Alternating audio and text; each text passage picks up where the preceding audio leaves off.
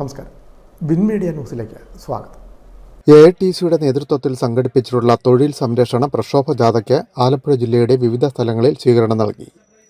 Cherthala municipal ഓഫീസിന് മുന്നിലായിരുന്നു സ്വീകരണം ഒരുക്കിയത്.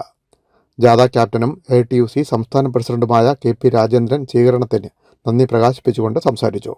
അത് നാളെ ഏത് മേഖലയിലും ജനങ്ങൾ, സാധാരണക്കാർ, തൊഴിലാളികളുടെ മേൽ, സർക്കാർ ജീവനക്കാരാവട്ടെ, അധ്യാപകരാവട്ടെ, അവരുടെ മേലൊരു അധിക സാമ്പത്തിക ബാധ്യത വന്നാൽ താങ്ങാൻ കഴിയില്ല.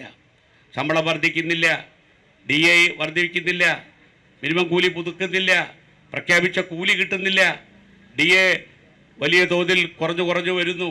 അത് പറയും. അത് ചൂണ്ടിക്കാണിക്കേണ്ടത് നമ്മുടെ ചുമതലയാണ്. അവിടെ KSRTC ഞാൻ ചുരുക്കുകയാണ്. KSRTC എനിക്ക് പിന്നെ ഇവിടെ എഴുതി തന്നിട്ടുണ്ട്. KSRTC കാക്കൾ അങ്ങനെ ആശങ്കപ്പെടണ്ട.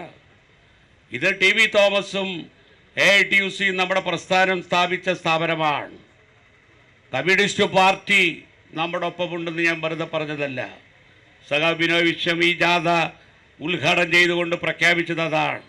തൊഴിലാളികളുടെ അവകാശങ്ങൾ, തൊഴിലാളികളുടെ ജീവിതമാണ്, അതവരുടെ കണ്ണുനീരാണ്, അത് കുഞ്ഞുമക്കളുടെ വിശപ്പിൻ്റെ വിളിയാണ്.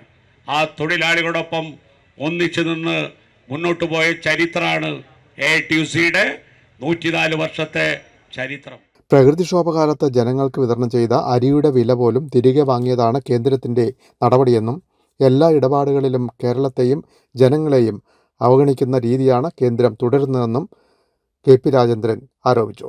CPI ജില്ലാ എക്സിക്യൂട്ടീവ് അംഗം NS ശിവപ്രസാദ് അധ്യക്ഷത വഹിച്ചു. ജാഥ vice captain CP Murali, director advocate R Sajilal, ജാഥാംഗങ്ങളായ PV Sathyanesan, Govindan Pallikkappil, G Lalu, A Shobha, MD Sudhakaran, TT Jismon, B Mohandas, DP Madhu, KP Bimal Roy, MC Siddharthan, PM Ajith, Babulal തുടങ്ങിയവർ സംസാരിച്ചു.